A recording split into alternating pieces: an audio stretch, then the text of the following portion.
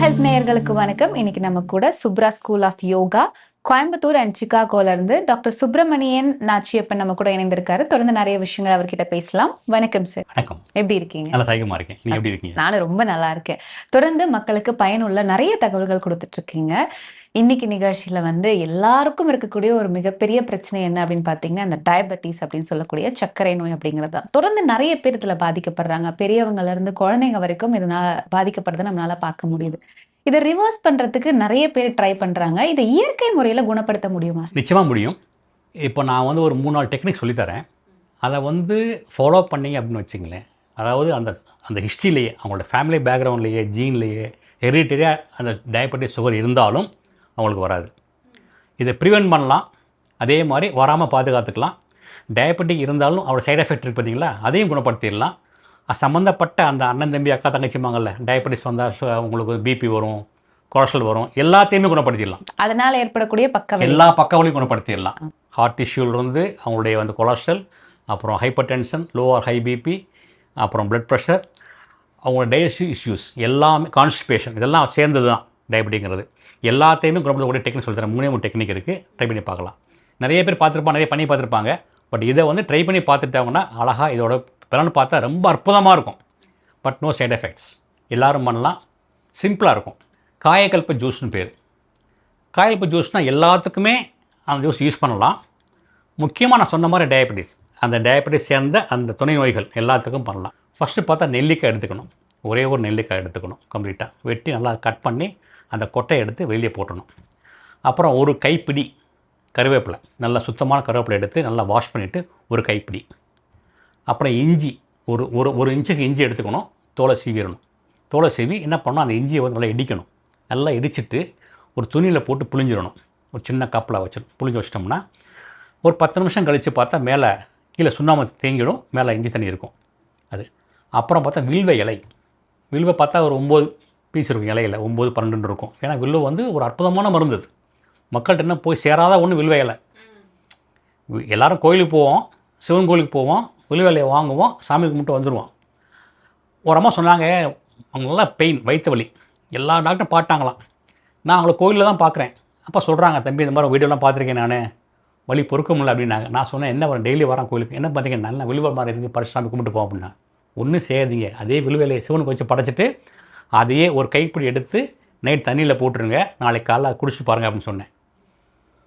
நான் சொல்கிறது 1 மாதம் சொல்லியிருந்தேன் அவங்கள்ட்ட. 2 வீக்ஸ்லேயே அவர் சரியாயிடுச்சு வயிற்று வலி. வில்வேலை மட்டும்தான் பண்ணாங்க, ஒன்றுமே கிடையாது. அதை எடுத்தாங்க, நல்லா எடுத்து நைட் தண்ணியில் போட்டு காலை குடித்தாங்க, தண்ணி எடுத்து குடித்தாங்க, அவங்க சரியாயிடுச்சு. ஸோ வில்வ இலைக்கு அவ்வளோ பவர் இருக்குது. வில்வேலை கேன்சரை குணப்படுத்தும், சுகரை குணப்படுத்தும், நம்மளுடைய வயிறு எல்லா நோய்க்கும் வில்வேலை ஒரு அருமையான மருந்து. ஸோ இதில் என்ன கேட்டிங்கன்னா, நம்ம வில்வேலையும் எடுத்து போடணும். இதில் இந்த பண்ணக்கூடிய இந்த காய்கறி ஜூஸில் வில்வேலையும் அதுக்கு ஒரு நூல் இருக்குது, எல்லாம் எடுத்து வச்சுக்கணும். எல்லாத்தையும் இடித்து என்ன பண்ணால் கம்ப்ளீட்டாக எல்லாம் இடித்து மிக்சியில் போட்டுடணும். புறத்தையும் மிக்சியில் போட்டு அரைச்சிடணும். அப்போ அந்த இஞ்சி இஞ்சி கீழே சுண்ணாம்பு போக அதையும் எடுத்து ஊற்றி எல்லாம் மிக்ஸ் பண்ணிடணும். கம்ப்ளீட்டாக மிக்ஸ் பண்ணால் அழகான ஒரு ஜூஸ் கிடைக்கும். தேவைப்பட்டால் தயிர் கொஞ்சம் ஆட் பண்ணிக்கலாம். தண்ணி தேவைப்பட தண்ணி ஊற்றிக்க வேண்டியது. தண்ணியும் தயிரும் ஊற்றிட்டிங்கன்னா ஒரு ஜூஸ் ரெடி ஆகிடும். இதில் கொஞ்சோண்டு மஞ்சள், ஒரு பிஞ்சு மஞ்சள் எடுத்து போடணும். சுத்தமான மஞ்சள், ஒரு எலுமிச்சம்பழம், லெமன் தோலோட போடணும்.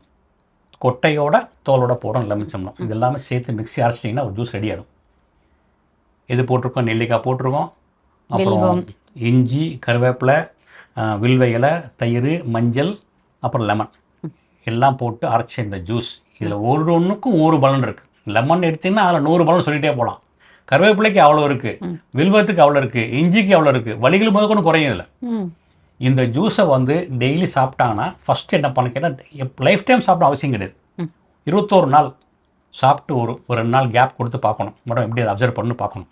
மேக்ஸிமம் ஒரு 48 டேஸ், ஒரு மண்டலம் தொடர்ந்து சாப்பிட்ணும். 48 நாள் சாப்பிட்டு பார்த்தாங்கன்னா அவங்களுக்கு சுகர் சரியாக இருக்கும். 6 மாதம்லாம் வேண்டாம், 40 நாளே போதும். சுகர் சரியாக இருக்கும் அவங்களுக்கு. கொலஸ்ட்ரால் இருந்தால் கொலஸ்ட்ரால் குறைஞ்சிருக்கும் அவங்களுக்கு. ஹார்ட் டிஷ்யூ இருந்தால் ஹார்ட் நல்லாயிருக்கும், நல்லா நல்லா பம்ப் பண்ணும் அவங்களுக்கு. அதே மாதிரி hypertension, low high BP எல்லாம் சரியாக இருக்கும். இதில் அவ்வளோ நல்ல விஷயங்கள் இருக்குது. இது ஒரு டெக்னிக். இது எந்த நேரத்தில் குடிக்கணும் சார்? மார்னிங் குடிக்கலாம், காலையில் குடிக்கலாம். காலையிலலாம் பிஃபோர் பிரேக்ஃபாஸ்ட் எடுத்துக்கலாம். ரொம்ப அருமையாக இருக்கும் இது. இந்த ஜூஸ் கரெக்டாக ஃபாலோ பண்ணணும் அவங்க. இது ஒரு ஐட்டம். நம்மளுடைய இம்யூனிட்டியை கூட்டும். ஃபஸ்ட்டு இம்யூனிட்டி நல்லா பூஸ்ட் பண்ணும். ரத்தத்தை வந்து பியூரிஃபை பண்ணும். கழிவுகளை வெளியேற்றும். முடி வந்து நல்லா வளரும். முடியில் பொடுகு இருக்காது, முடி கொட்டாது. இதை நல்லா பண்ணி பாருங்கள். இதை இந்த ஒரே ஜூஸில் அவ்வளோ இருக்குது. முடி கொட்டவே கொட்டாது. 21 டேஸ் டெய்லி சாப்பிட்ட பார்க்க சொல்லுங்கள். தலைமுடி கொட்ட நின்று ஆகும். இது அதில் அவ்வளோ பவர் இருக்குது. இதை கருவேப்பிலை போட்டிருக்கோம் நம்ம. இல்லை பார்த்து நெல்லிக்காய் இருக்குது, இஞ்சி எல்லாமே இருக்குது. இல்லை முடி கொட்டாது, முடி வளரும், பொடுகுலாம் இருக்காது முடியல. தலைக்கு ரொம்ப நல்லது. உடம்பு நல்லா ஷைனிங்காக இருக்கும் சாப்பிட ஆரம்பிச்சதுக்கப்புறம். முக்கியமானது வாதம், பித்தம், கபம் 3 பேலன்ஸ் பண்ணும். என்னவா இருக்கட்டும் பாடி அவங்களுக்கு வதா பித்தா கபான்னு சொல்கிறவங்கள ஒன்று இருக்கும். என்னவா இருந்தாலும், என்ன குறைஞ்ச கூட இருந்தாலும் இந்த ஜூஸை வந்து ஒரு 48 உடனே ஒரு நாள் ஆகிடாது, ஒரு 48 டேஸ் தொடர்ந்து சாப்பிட்டதுக்கப்புறம் பார்த்தாங்கன்னா வாதம், பித்தம், கபம் 3 பேலன்ஸ் பண்ணும் அவங்களுக்கு. ஸோ இவ்வளோ அருமையான ஜூஸை வந்து சாப்பிட்டு பார்த்தா தான் தெரியுது. ஓகே, டயபெட்டிஸ்க்கு ஒரு பெஸ்ட்டான ஆப்ஷன். பெஸ்ட் ஆப்ஷன் இது. ஓகே, இது ஒன். ஓகே, அதே மாதிரி இப்போ கருஞ்சீரகம் கூட டயபெட்டிஸ்க்கு ரொம்ப ஹெல்ப்ஃபுல்லாக இருக்கும்னு சொல்கிறாங்கல்ல சார், இதை எப்படி நம்ம சரியாக பயன்படுத்தணும்? சொல்கிறேன். அதாவது பார்த்தீங்கன்னா இஸ்லாம் கண்ட்ரியில் வந்து பார்த்தா ஒருத்தவங்க சொல்லுவாங்க, சாவை தவிர. எப்படி நம்ம அந்த கடுக்காய் சொல்லுவோம், ஒரு தாய்க்கு சமமான 10 தாய்னு சொல்லுவாங்க நம்ம ஔவையாரெலாம். அது மாதிரி சாவை தவிர எல்லாத்தையும் குணப்படுத்தக்கூடிய ஒரு மருந்து இருக்குது என்றால் அது கருஞ்சீரகம் தான். பிளாக் குமின் சீடு நம்ம ரொம்ப கம்மி யூஸ் பண்ணுறோம், அவங்க ஜாஸ்தி யூஸ் பண்ணுறாங்க இஸ்லாம் கண்ட்ரிலலாம். இப்போ கருஞ்சீரகத்தை நம்ம எப்படி முறையாக பயன்படுத்தணும் சார்? அதாவது இந்த சுகர் உள்ளவங்க இப்படி பண்ணுறாங்க. ஃபஸ்ட்டு பார்ப்போம். நம்ம 2 கிளாஸ் தண்ணி எடுத்துக்கணும். நல்லா தண்ணி என்ன பண்ணுவோம், ஸ்டவ்வில் வச்சு நல்லா கொதிக்க வைக்கணும். தண்ணியை கொதிக்கும் போது 1/2 டீஸ்பூன் கரிஞ்சீரகம், பிளாக் குமின் சீட், 2 கிளாஸ் தண்ணி 1/2 டீஸ்பூன் கரிஞ்சீரகம் எடுத்து அதில் போடணும். ஒரு சிம்மில் வச்சிடணும். அது கொஞ்சம் கொஞ்சமாக வற்றி ஒரு 3/4 கிளாஸ் வந்துடும். 3ல் ஒரு பாகம் 3/4 கிளாஸ் வந்த உடனே அதை அப்படியே இறக்கி வச்சிடணும். இறக்கி வச்சுட்டு வடிகட்டிடலாம். வடிகட்டிட்டு அந்த கரிஞ்சீரக தண்ணி உள்ள 3/4 கிளாஸ் வாட்டரை உக்காந்துட்டு கொஞ்சம் கொஞ்சமாக சிப் பண்ணி குடிக்கணும். இந்த மாதிரி குடித்தாங்க அப்படின்னா சுகருக்கு இதை வேறு மருந்தே வேண்டாம். இது எப்போ எடுத்துக்கலாம் சார்? மார்னிங் எடுக்கலாம், ஈவினிங் எடுக்கலாம். நைட்டு மட்டும் வேண்டாம். நைட்டு அந்தளவுக்கு எடுக்கிறது சரிப்பட்டு வராது. பட் மார்னிங் எடுத்துக்கலாம். மார்னிங் எந்திரிச்ச உடனே அங்கே பிஃபோர் பிரேக்ஃபாஸ்ட் எடுத்துக்கலாம். அது மாதிரி மத்தியானம் லஞ்சுக்கு அப்புறம் எடுத்துக்கலாம், ஈவினிங் எடுத்துக்கலாம். இந்த கரிஞ்சீரக தண்ணி வந்து சுகரை வந்து நிச்சயமாக கண்ட்ரோல் பண்ணும். அவங்க வந்து ஒரு 20 வருஷமாக வந்து இன்சுலின் போட்டிருப்பாங்க, அதே மாதிரி மாத்திரை போட்டிருப்பாங்க. நல்லா கவனிங்க, இந்த மாத்திரையை கண்டுபிடிச்சி 40 வருஷம் ஆகுது. எதுக்கு? சுகருக்கு. இன்றைக்கு வரைக்கும் யாரை குணப்படுத்தியிருக்கா கேட்டு பாருங்கள், குணப்படுத்தே கிடையாது. ஆனால் என்ன பண்ணுவாங்கன்னா, மருந்து வந்து சுகரை குணப்படுத்தாது, டயபெட்டிஸ் குணப்படுத்தாது, அப்படி கண்ட்ரோலில் வச்சுக்கும். சில பேருக்கு பார்த்தீங்கன்னா அந்த வரும்போது பார்டர்லாம் வருவாங்க, இந்த மாத்திரை போட ஆரம்பிச்சதுக்கப்புறம் அப்படி வருஷம் அந்த சுகரோட லெவல் கூடிக்கிட்டே போகும், டோசேஜ் கூடிக்கிட்டே வரும். கடைசி பார்த்தா இன்சுலின் விட்டுருவோம், இன்சுலின் போடுற வரைக்கும் வந்துடும். இது என்ன கேட்டிங்கன்னா, சர்க்கரை நோய் வந்து குணப்படுத்த முடியாதுங்கிற மக்கள் சொல்லி நம்ப வச்சுட்டாங்க எல்லாருமே. குணப்படுத்தக்கூடிய நோய் தான் இது, ஆனால் முடியாதுன்னு சொல்லி எல்லாரும் மனசுலேயும் முடியாது சொல்லி அப்படி நம்ப வச்சுட்டாங்க. இது குணப்படுத்த முடியாது, அப்புறம் இது ஒரு நோயே இல்லை அப்படிம்பாங்க. குணப்படுத்த முடியாது அப்படிம்பாங்க. அப்புறம் கேட்டால் அது கண்ட்ரோல் தான் பண்ண முடியும் அப்படிம்பாங்க. என்ன காரணம்னா, டயபெட்டிஸ் வந்து உலகம் பூரா ஜாஸ்தி ஆகிட்டே போகுது. நம்ம லைஃப் ஸ்டைல் சரியில்லை, வாழ்கிற வாழ்க்கை சரியில்லை, சாப்பிட்ற சாப்பாடு சரியில்லை, தூக்கம் இல்லை, ஸ்ட்ரெஸ்ஸாக இருக்கும். இதெல்லாம் பல காரணங்கள் இருக்குது இதில். இது வந்து என்ன கேட்டிங்கன்னா, இந்த டயபெட்டிக்கு மருந்து சாப்பிட்றவங்க மாத்திரை நிப்பாட்டக்கூடாது. என்ன காரணம்னா, நிப்பாட்டினா மாத்திரை விற்காது. அதுக்கு என்ன பண்ணுறாங்க கேட்டிங்கன்னா, குணமானா சாப்பிட மாட்டாங்க. அப்போ என்ன பண்ணுறாங்கன்னா, டயபெட்டிஸ் நோய் வந்து குணப்படுத்த முடியாது சொல்லிட்டு குணமே ஆகக்கூடாது. பேஷண்ட் வந்து நோய் குணமாகக்கூடாது. டெய்லி வீட்டில் அந்த கிராசரி வாங்குற மாதிரி மாத்திரை மாதம் வாங்கிடணும். பேஷண்ட் வந்து நோய் குணமாகக்கூடாது, பேஷண்ட் சாகவும் கூடாது. செத்தாலும் மாத்திரை விற்காது, குணமானாலும் மாத்திரை விற்காது. ரெண்டையும் பிளான் பண்ணி பண்ணதான் இது. இப்போ பார்த்தீங்கன்னா அதே மாதிரி எப்படி இந்த டயபெட்டிஸை மக்கள் மனசில் நம்ப வச்சு கொண்டு வந்தாங்களோ அது மாதிரி இப்போ லிஸ்ட்டில் நிறைய வந்துக்கிட்டு இருக்கு. இப்போ hypertension, high BP, low BP, lifetime மாத்திரை சாப்பிட்ணும் கொண்டு வந்துட்டாங்க. அதையும் கொண்டு மக்கள் நம்ப வச்சுட்டாங்க. Thyroid problem, hypo lifetime மாத்திரை சாப்பிட்ணும். கொலஸ்ட்ரால் லைஃப் டைம் மாத்திரை சாப்பிட்ணும். ஹார்ட் இஷ்யூ இப்படி ஒன்றா கொண்டு வர்றாங்க இப்போ. ஏன்னா மருந்துகள் விற்கணுமே. என்ன பண்ண, நிறைய கம்பெனிகள் ஆகி போச்சு, மக்கள் தொகை பெருகி போச்சு, மருந்து விற்கணும். அதுக்கு இதெல்லாம் பண்ணுறாங்க. நம்ம எல்லாம் உள்ளுக்குள்ள போய் மாட்டிக்கூடாது. அதுக்கு என்ன கேட்டிங்கன்னா, நம்ம லைஃப் ஸ்டைலை மாற்றிடணும். சாப்பிட்ற சாப்பாடை கரெக்டாக கொண்டு வந்துடணும். காய்கறிகள் பழங்கள் நிறையா சாப்பிட்ணும். சோறு அரிசியெல்லாம் குறைச்சிடணும். வாரம் ஒரு அவசியம் ஃபாஸ்டிங் இருக்கணும். இந்த ஃபாஸ்டிங் முறை பற்றி எங்களுக்காக சொல்லுங்களேன் சார். எப்படி நம்ம ஃபாஸ்டிங் இருக்கணும், சரியான முறை அப்படின்னா? ஃபாஸ்டிங் வந்து இருந்து பழகாதவங்க, ஃபாஸ்டிங்கே தெரியாதவங்க என்ன பண்ணு கேட்டிங்கன்னா, ரொம்ப சிம்பிளாக சொல்லப்படுறது எப்படி கேட்டால், டெய்லி 1 டே சாப்பிடாம முடியாது, அவங்களால கஷ்டப்படுவாங்க. அதை வந்து இன்டர்மீடியட் ஃபாஸ்டிங்கை மாற்றிடணும். 7 மணிக்கு சாப்பிடணும் ஈவினிங் டின்னர், 7 o'clock முடிச்சிடணும். முடிச்சு என்ன பண்ணுவாங்க அவங்க, டிவி பார்ப்போம், படுத்து தூங்கிடுவாங்க. பசிலாம் இருக்காது. நெக்ஸ்ட் மார்னிங் சாப்பிடுவாங்க. 3 டைம் சாப்பிட்லாம், எந்த சாப்பாடு ஸ்கிப் பண்ண வேண்டாம். ஆனால் அவங்க ஃபாஸ்டிங் பண்ணுறாங்க. எப்படி கேட்டிங்கன்னா 7 o'clock சாப்பிட்டு முடிச்ச உடனே நெக்ஸ்ட் டைம் மார்னிங் 10 மணிக்கு சாப்பிடணும். 8, 9 சாப்பிட்றோம்ல, 1 hour தள்ளி சாப்பிடலாம். அது பெரிய கஷ்டமே கிடையாது, ரொம்ப ஈஸி. ஸோ 7 o'clock டின்னரை முடிச்சுட்டு நெக்ஸ்ட் டைம் மார்னிங் 10 மணிக்கு பிரேக்ஃபாஸ்ட் சாப்பிட்லாம். எவ்வளோ கேப் இருக்குது இடையில? 15 மணி நேரம் இருக்குது. 15 hours அவங்க சாப்பிடல, ஒன்றுமே சாப்பிடக்கூடாது, தண்ணி மட்டும் குடிக்கணும். இது இருந்தாலே நோய்கள் குணமாயிடும். ரொம்ப கஷ்டப்பட வேண்டாம், எந்த சாப்பாடையும் ஸ்கிப் பண்ண வேண்டாம். Fruit fasting, water fasting, juice fasting ஒன்றுத்துக்கும் போக வேண்டாம். நம்ம ஃபாஸ்டிங் இருக்கிறது நமக்கு தெரியாது. 7 மணிக்கு சாப்பிட்டு டிவி பார்த்து படுத்தவங்க போகிறோம், காலைல எந்திரிக்கிறோம். காலைல காஃபி வேண்டாம், ஒரு 10 மணிக்கு சாப்பிட்டா போதும். இது மாதிரி 1 மாதம் இருந்தாலே போதும். இந்த மாதிரி ஃபாஸ்டிங் இருந்தீங்கன்னா யூட்ரஸ் ப்ராப்ளம் சரியாயிடும். யூட்ரஸில் கட்டிங்கிறோம், அதுங்கிறோம், இதுங்கிறோம். அதே பார்த்தா இல்லையா, ஜென்ஸுக்கு பார்த்தீங்கன்னா ப்ராஸ்டேட்டில் என்லார்ஜ்மெண்ட்டுங்கிறோம், ஃபேட் லிவருங்கிறோம். இது எல்லாமே இந்த ஃபாஸ்டிங்கே போதும், பெரிய ஃபாஸ்டிங்லாம் தேவையில்லை. இது பழகிட்டாங்க அப்படின்னா அடுத்து அவங்க பண்ண வேண்டியது மாதம் 2 ஃபாஸ்டிங். ரொம்ப வேண்டாம், ஒரு மாதத்துக்கு 2 நாள். எப்போன்னு கேட்டிங்கன்னா ஏகாதசி.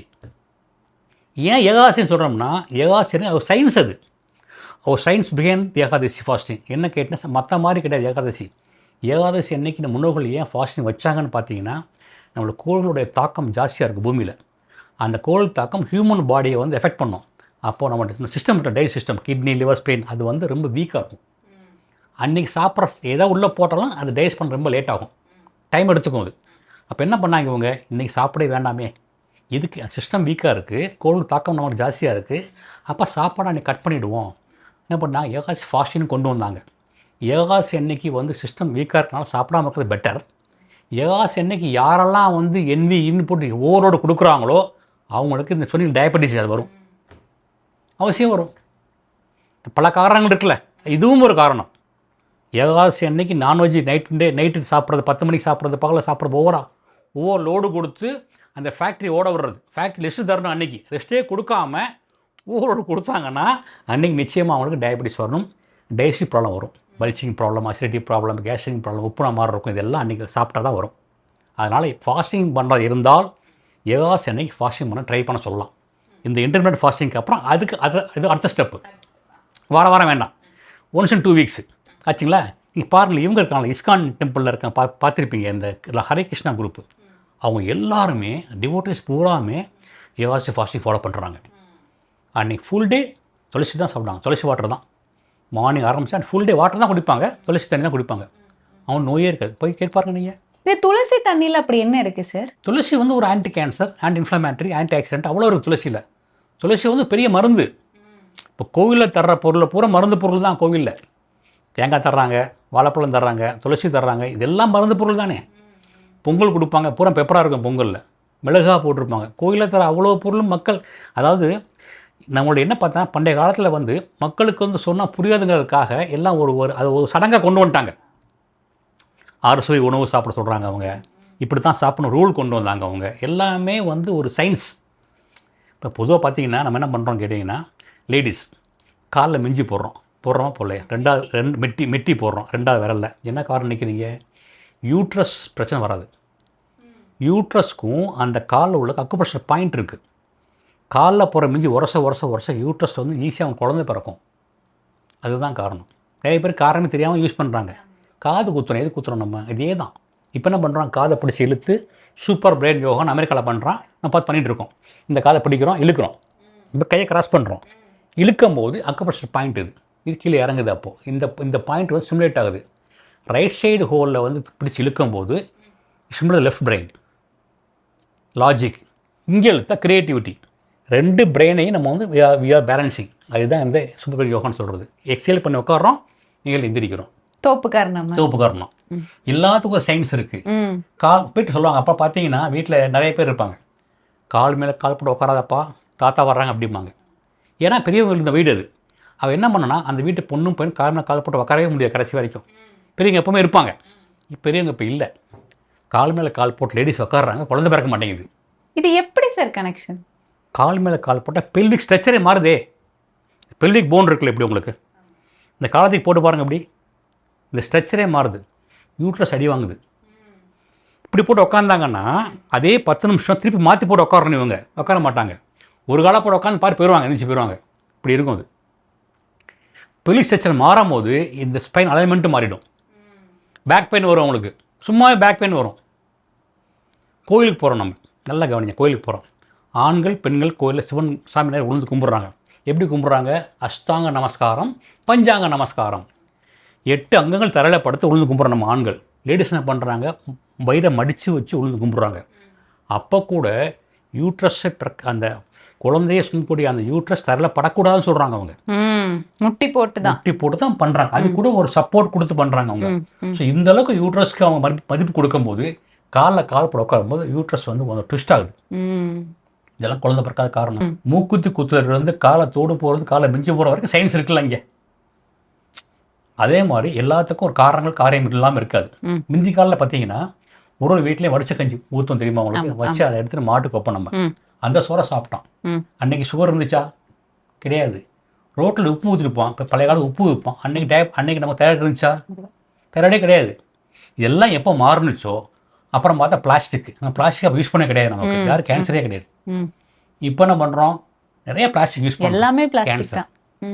ஒரு வீட்டில் உள்ள பொருட்கள்லேயே தப்பு நிறைய நடக்குது வீட்டிலேயே. அதுதான் எல்லா நோய்களுக்கு காரணமே. ஃப்ரிட்ஜ் யூஸ் பண்ண கூட நான் சொன்னால் கேட்க மாட்டாங்க. ஃப்ரிட்ஜில் சாப்பாடை வச்சு எடுப்பாங்க. சாம்பார் உள்ளே வைப்பாங்க, எடுப்பாங்க. சூடு பண்ணுறது அது பெரிய கெடுதல். சுகருக்கு இதெல்லாம் ஒரு காரணம். இதெல்லாம் மைக்ரோவேவ் யூஸ் பண்ணக்கூடாது. அது சூடு பண்ணக்கூடாது மைக்ரோவேவில். அலுமினியம் பாத்திரம், அலுமினியம் குக்கர் யூஸ் பண்ணக்கூடாது. நம்ம எல்லாம் பண்ணிகிட்டு இருக்கோம். இப்போது எல்லாமே நம்ம முறை தவறி செய்கிறோம். நம்ம மாறி பண்ணுறோம். அதனால தான் நோய்கள் பெருகி போச்சு. இப்போ கழிவுகளின் தேக்கம் தான் நோய் உடம்புல. ஏன் கழிவுகள் உருவாகுது? நம்ம பண்ணுற வேலைகள் அப்படி இருக்குது. நமக்கு இது எல்லாமே குறைக்கணும். தலையில் இருந்து போகிற ஹேர் டேல இருந்து காலுக்கு போகிற நெயில் பாலிஷ் வரைக்கும் உங்களுக்கு வந்து கெடுதல் தான் இருக்குது. கேன்சர் காசும் கெமிக்கல் இருக்குது. தலையில் போகிற ஹேர் டேல இருக்குது, கண்மையில் இருக்குது, முகத்து போகிற இதில் இருக்குது, லிப்ஸ்டிக்கில் இருக்குது, பேஸ்ட்டில் இருக்குது, உடம்புக்கு போகிற சோப்பில் இருக்குது, காலில் போகிற நெயில் பாலிஷ் இருக்குது, எல்லாத்துலேயுமே இருக்குது. இதை விட்டு வீட்டுக்கு போனீங்கன்னா வீட்டோட ஸ்ப்ரே பூரா இருக்குது. பாத்ரூம் ஸ்ப்ரே இருக்குது, ரூம் ஸ்ப்ரே இருக்குது, எல்லாமே கெமிக்கல் இருக்குது. இந்த கெமிக்கல் வெளியில் வரணும், பிளாஸ்டிக் வெளியே வரணும். இதெல்லாம் நம்ம மாறா வரைக்கும் இந்த நோய்கள் பெருகிட்டு தான் போகும். ஓகே, இப்போ நம்ம டயபெட்டிஸ் பத்தி பேசிட்டு இருக்கும்போது முதல் 2 விஷயம் சொன்னீங்க. இன்னொரு முக்கியமான விஷயம் சொல்றேன்னு சொல்லியிருந்தீங்க. இந்த பாகற்காய் டயபெட்டிக்கை ரொம்ப நல்லா கண்ட்ரோல் பண்ணுவோம்னு சொல்லியிருந்தீங்க. இதை எப்படி எடுக்கலாம்? பாகக்கால என்ன இருக்குன்னு தெரிஞ்சிட்டிங்கன்னா நீங்கள் அதை ஸ்கிப் பண்ண மாட்டீங்க. ஏன்னா குழந்தை போது பெரியவங்க எல்லாரும் பார்க்கணும் மூக்கு சொல்லிக்கிறோம், ஐயோ பாக்காயா அப்படிங்கிறாங்க. என்ன பலன்னு சொல்லியாச்சுன்னா அப்புறம் பார்க்க நம்ம வந்து ஸ்கிப் பண்ணவே மாட்டோம். எலும்பு ஸ்ட்ரென்த்தாக கால்சியம் இருக்குது பார்த்தீங்களா? அது பசலைக்கீரை இருக்குது. பசலைக்கீரை அதில் வந்து கால்சியம் இருக்குது. பசலைக்கீரையோட கால்சியத்தை விட 2 மடங்கு ஜாஸ்தியாக இருக்குது பாகக்காயில் கால்சியம். பசலைக்கீரை இன்றைக்கி சாப்பிட வேண்டிய அவசியம் கிடையாது, பாகக்காய் சாப்பிட்டாலே போதும். அந்தளவுக்கு எலும்பு உறுதியாகும் பாகக்காய் சாப்பிட்டிங்கன்னா. அதே மாதிரி பொட்டாசியம், வாழைப்பழத்தில் பொட்டாசியம் இருக்குது. அது சாப்பிட்டாங்களே உங்களுக்கு பொட்டாசியம் கிடச்சிடும். உங்களுக்கு வந்து பிபியெல்லாம் குறையும் பொட்டாசியத்தில். அதை விட 2 மடங்கு இருக்குது உங்களுக்கு பாகக்காயில். எலும்பு ஸ்ட்ராங்காக இருக்கும், பல்லு ஸ்ட்ராங்காக இருக்கும், உங்களுக்கு போன் ஸ்ட்ரென்த்தாக இருக்கும். இது எல்லாமே வந்து டபுளாக இருக்குது இதில். இந்த பாவக்காய் ஜூஸ் கூட வந்து டயபெட்டிஸை கம்மி பண்ணுன்னு சொல்கிறாங்களா? அது உண்மை தானே? நிச்சயமாக. ஓகே, இது எப்படி நம்ம எடுத்துக்கலாம்? பாகக்காய் வந்து நீங்கள் என்ன பண்ணலாம் கேட்டிங்கன்னா, அப்படியே ப்ளேனாகவே ஜூஸ் போடலாம். ஒன்றுமே ஆட் பண்ண வேண்டாம். ப்ளேனாக வாஷ் பண்ணிவிட்டு ப்ளேனாக ஜூஸ் போட்டு அப்படியே உட்காந்து ப்ளேனாகவே குடிக்கலாம். கொஞ்சம் கசப்பாக இருக்கும், பட் குடிக்க பழகிடணும். அதை அந்த பாகக்காய் ஜூஸ் டெய்லி சாப்பிட்டு வந்தீங்கன்னா உங்களுக்கு சுகரே இருக்காது. இது கம்மி பண்ணுமா சார் டயபெட்டிக்கை? நிச்சயமாக கம்மி பண்ணும். நீங்கள் இந்த ப்ராக்கலி இருக்குது பார்த்தீங்களா? ப்ராக்கலில் பார்த்தீங்கன்னா அதில் வந்து பேட்டா கட்னு ஒன்று இருக்குது, பேட்டா கரோட்டின். அதை விட 3 மடங்கு இருக்குது இதில் பாகக்காயில். நம்ம என்ன பண்ணுறோம்? அதை வாங்கி சாப்பிட்றோம், ரொம்ப காஸ்ட்லியானது அது. பட் பாகக்காயில் இல்லாத பொருளே எல்லாத்தையும் விட டபுளாக இருக்குது பாகக்காயில். பட் நம்ம கசப்புன்னு பக்கத்தில் போகிறது கிடையாது. நம்ம பாவக்காய் அவ்வளோ பலன் இருக்கு. இப்போ அதே மாதிரி நம்ம பாவக்காய் வந்து எடுத்துக்கும் போது இதை சமைச்சு சாப்பிடும்போது இது அதுக்கான பெனிஃபிட் கிடைக்குமா? இல்லை பச்சையா இல்லை ஜூஸாக எடுக்கும்போது அதோட பெனிஃபிட்? பச்சையாக பண்ணால் பெனிஃபிட் ஜாஸ்தி. ஆனால் சமைச்சா அவருடைய அந்த காரத்தன்மை, அந்த கசப்புத்தன்மை குறையும். அதே மாதிரி அவர் பலனும் கொஞ்சம் குறையும். எல்லாத்துலேயுமே பார்த்தீங்கன்னா நீங்கள் சமைக்கும் போது அவருடைய பவர் கொஞ்சம் குறையும் சாதாரணமாகவே. இப்போ நாங்கள் சொல்லுவோமே, சமைத்த உடனே சாப்பிடான்னு சொல்லுவோம். சமைத்த உடனே குறையுங்கள்.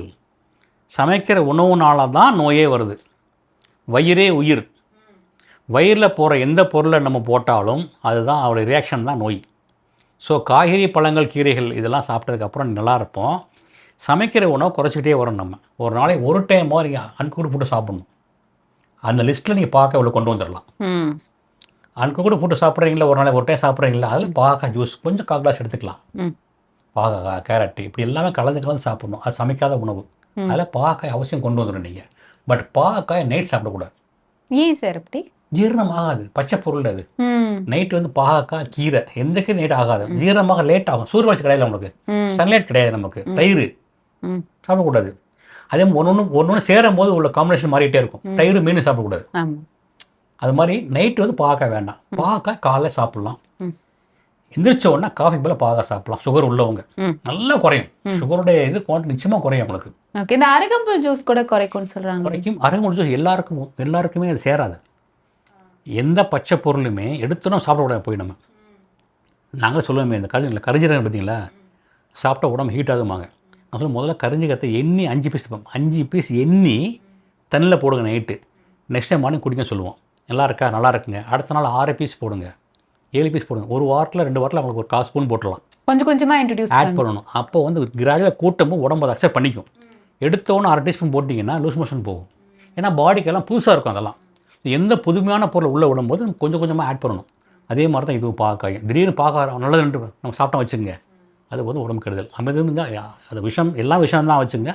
நம்ம வந்து அதை எதுக்கும் ஒரு அளவு இருக்குது, அளவோட சாப்பிட்டாலே போதும் நம்ம அதெல்லாம். ஸோ இன்றைய நிகழ்ச்சியில் வந்து டயபெட்டிஸை குறைக்கிறதுக்கு எளிமையாக 3 டிப்ஸ் எங்களுக்காக கொடுத்தீங்க. நிச்சயமாக எங்களோட நேயர்கள் ட்ரை பண்ணி பார்ப்பாங்க. ரொம்ப நன்றி. வணக்கம். தேங்க்யூ. நன்றி.